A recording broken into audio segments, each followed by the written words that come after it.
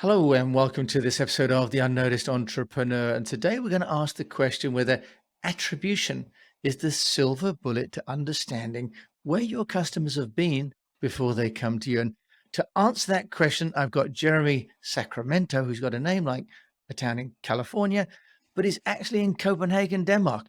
Jeremy, welcome to the show. Hi, Jim. Thanks for having me on. It's a pleasure to be here. Look, it's a pleasure to have you from Dreamdata on because I've been following your company on LinkedIn, and I want us to talk about attribution. Is it the silver bullet? Because most entrepreneurs, including myself, don't know what's happening to our customers before they get to us, let alone even while they're on the journey through our own company. So help us to understand, how do you, Dreamdata, help entrepreneurs get noticed? Right. Yeah. So before I think we get into the meat of attribution, I think we should unpack what we're trying to piece together. And that is customer journey. That journey from when a customer first sets off on buying a product of your type and eventually becoming a buyer of yours or not. But it's mapping that out. And we all know how this customer journey is becoming more complex. We've got individuals spending more time browsing, overabundance of content. We've got them doing so on multiple devices. We've got them using multiple channels. So whether that's, LinkedIn or Facebook or Google or YouTube, you name it, they can find you somewhere. And there's this overabundance of content. All these interactions they have with all these brands is becoming more complex. And now at Dreamdata, as a B2B focused platform, we are trying to make sense of the B2B journey. So which I would say has an added layer of complexity. And any of your listeners who are in that space will surely resonate with this, where they've multiple users representing their company, buying over a really prolonged time. Actually, we ran an analysis on our data, which found that the average B2B customer journey takes from first touch to closed as one, takes 192 days. It's about 6 months, if my math is correct. So there's a lot of interaction that is taking place with different brands on review sites, with blog posts. And what we're trying to do is unpack all that data and make sense of what's happening there.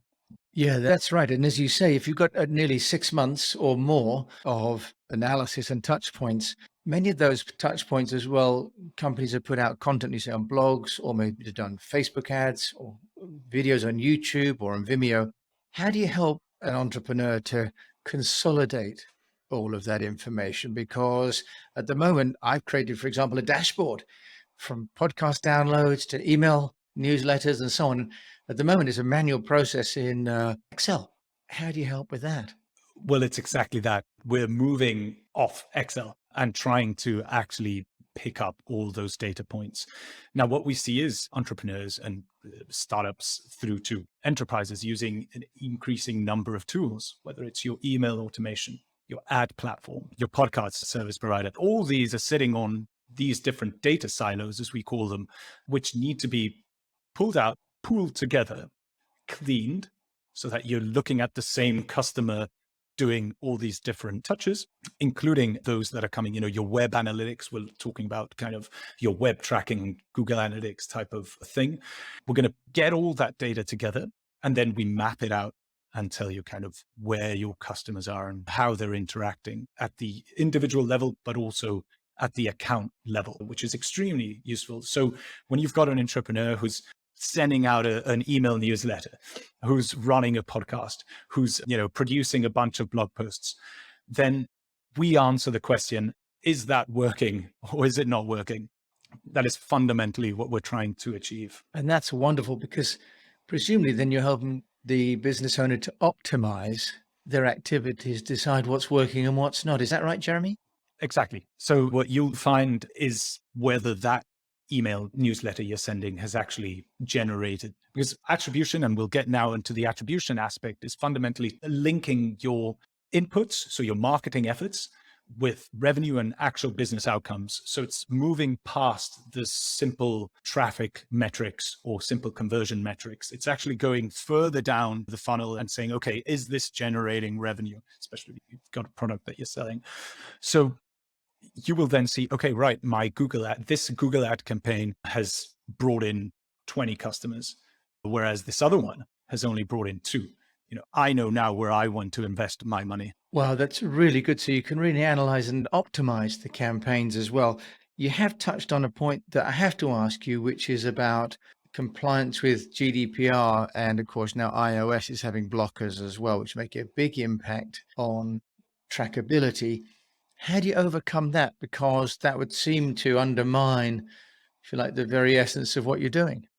Yeah, and that is a question we get all the time, especially in the wake of Google Analytics being barred in, I think it's France or a number of European countries, because they've broken GDPR compliance by sending data over to the US. So Dreamdata and most other attribution platforms use first-party data, which is consent-based cookies.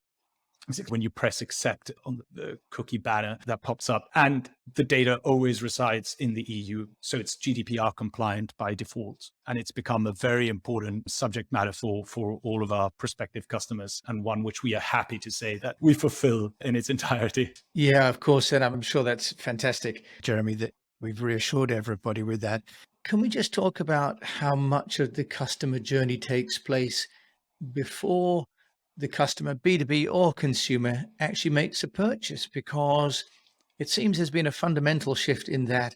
And that would seem to be why a platform like Dreamdata can give an awareness of the behavior and really who is that customer before they even get to talk to the salesperson or in store or the online customer service person. Can you just tell us a bit more about how customer journeys are changing and why we'd need a platform like Dreamdata? Well, that's absolutely correct, Jim. And I was mentioning before how the customer journey is becoming more complex, and it's all this, the overabundance of content across all these channels. And consumers are spoiled for choice, let's face it, on all spaces. So they can spend time, they can try products, online-based products, especially like Dreamdata, and you get free offerings. So they might be able to research, they might be able to go onto review sites, they'll spend time reading blogs, comparison articles, they'll listen to podcasts, they'll watch webinars, YouTube videos, you name it. They're going to spend all this time. They can even sign up and try a product for free, all before even coming into contact with anyone, which is insane when you think about piecing together your customer journey and knowing what's working and what isn't. All this is happening in this kind of digital space mostly, and it's fundamental to any business owner, any leader, to know what is happening and whether what's happening there is working. You want to gain that competitive advantage. You want to do so efficiently. You want to spend on your ads efficiently. You want to run good email campaigns. This is all going to happen in that space. I mean, the figure that is bounced around quite often is that 60% of the customer journey is happening before that actual interaction with an individual. This is what we're helping to clarify. Okay, Jeremy, I have a question for you. You've identified different kinds of platforms, right? So some will be my own channels, my own YouTube account or my own Facebook account, for example. But some of those, for example, Glassdoor or Trustpilot or Google Reviews, I may not have a campaign running or even have an account on some of those. How do you track the universe where there are actually some that we don't have an account on those social channels? Yeah, so there's a number of ways that it might happen. And I guess this touches on a topic that we might want to discuss, that attribution and customer journey mapping is not a silver bullet. We can't give you 100% clarity. It's impossible. But where those touch points are recordable, for example, typically there'll be a UTM parameter. So when that individual has been to review and jumps into your site, a UTM parameter might be added. If you're not doing so, this is good practice to make sure that it's added. And then that will then start being tracked. Sorry, let me interrupt. What's a UTM for those of us that aren't familiar with the term? You've probably seen when you've got a link, typically on Facebook, that you've clicked through. You'll get the website URL. So like the website name, www.unnoticed.cc, and then / source X medium X. And that is the UTM parameter. It's kind of data on where that link has come from. Okay. So it's some universal tracking metadata or something. Precisely. So what you want to be doing is ensuring that wherever you've got links coming into your site, where you are tracking individuals, to have these parameters. For example, this is a cheap shot. Otherwise, you want to have accounts and find ways to pull data out of those systems. Okay. So what you might do is, for example, if you find you're getting data or leads from something like, review sites, you might then decide to create your own review site to capitalize on that. Jeremy, this sounds very clever. How clever would I need to be to run Dreamdata? Is it beyond the remit of a humble PR guy like myself? The short answer is no, but I guess there's two layers to that question. The tech side, so setting it up presents some level of complexity, but we're happy to say that our free offering is becoming one where it's self-service entirely. At the click of a button, you'll be able to do your tracking. And then there's the more tools you have, how can I put it nicely? So the more tools you have, the more messy your data is, and the harder it's going to be to track and to connect it all. So I guess it's dependent on each use case. That this is the tech space. So the more complicated your tech stack, the harder it's going to be to piece it all together. Now, let's hypothetically assume that everything's connected and in place. As a marketer, how marketing savvy does one have to be to use and understand attribution and Dreamdata? Well, not so much. I think it's better described as a culture shift. A lot of people aren't used to working with metrics that are revenue-based or pipeline-based.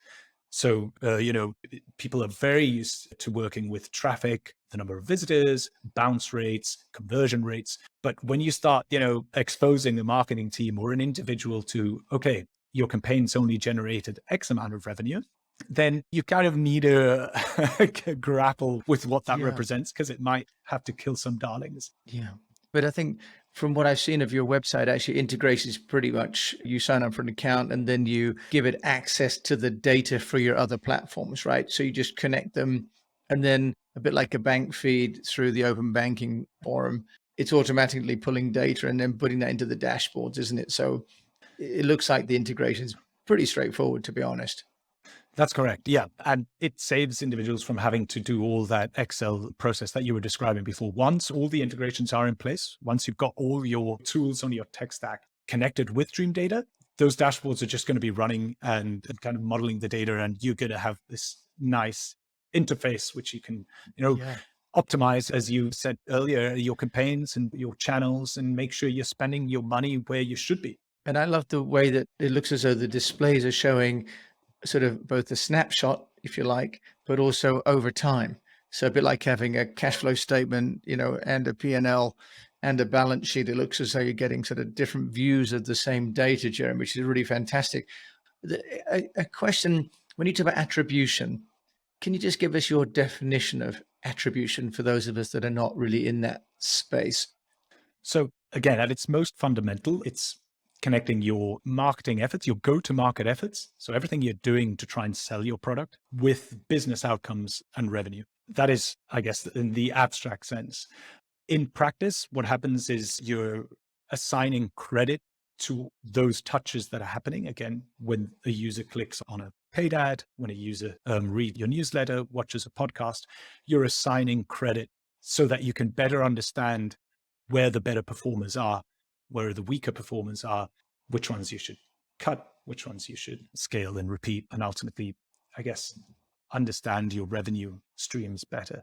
So here's a question then for you, Jeremy. Can I actually see the names of those people, or are they all anonymous? Because they're all, I guess, tracking cookies, right? Or pixels of some kind. Is it anonymous, or do I actually get names and addresses starting to feed into my CRM? Yeah, well, you'll get the names and addresses, and for B2B, which is one of our main target audience, you'll get the company. And this happens as soon as they identify themselves through a form submission. Let's say they sign up to your newsletter and you've asked for their name. That will get kind of channeled through to the customer profile. Of course, it will be anonymous for as long as it needs to be, given the privacy issues you've already raised. But yeah, you can get a data enrichment, as it's called. You will get an enriched customer profile with all the relevant details that you need to improve your marketing and sales and build audiences, for example. So Jeremy, that's fantastic. So it sounds as though with the freemium model, a company of any size could sign up and use Dreamdata to optimize their marketing and advertising content strategies. Is that right? That is absolutely correct. Yeah, there are 3 pricing tiers. We've got the free offering, where you're limited in the number of integrations you can make. Basically, it's available to anyone. Again, I would limit it to the B2B space. That's what we're focusing. So especially if you're selling to businesses. Then we've got a team offering with some more add-ons. And finally, the business level, which is targeting, I guess, people that might not be in your audience, bigger businesses. Right, the large enterprises. Now, you talk about our audience, Jeremy. How is Dream Data doing its own PR and getting noticed? Because, as you know, I love to hear how companies do their own work for getting noticed. So how are you doing that? So yeah, we're running the familiar motions. We're running paid ads principally on Google, but also on LinkedIn. Again, as a B2B company, we know that our audience is lurking on LinkedIn. So it's an extremely valuable channel. We're also running emails, content. We've got a blog. We've got some YouTube videos, but I mean, something that tackles this, I don't know if you're aware of the dark funnel. So, exposure to a brand without an actual touch taking place.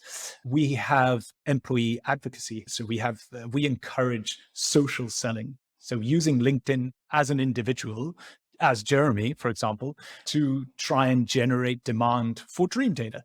So like the company has a culture where you're encouraged just to, spend time on LinkedIn, get your posts up. I put a couple of memes recently that went, did quite well. And then people that are lurking in your followers within the space that you want to be selling to are now exposed to your brand. So we're trying to cover as much space as possible, from paid to organic stuff. I love that term, the dark funnel. Is that what it's called? I've never heard that term before. It sounds a little bit Star Wars-like, but the dark funnel.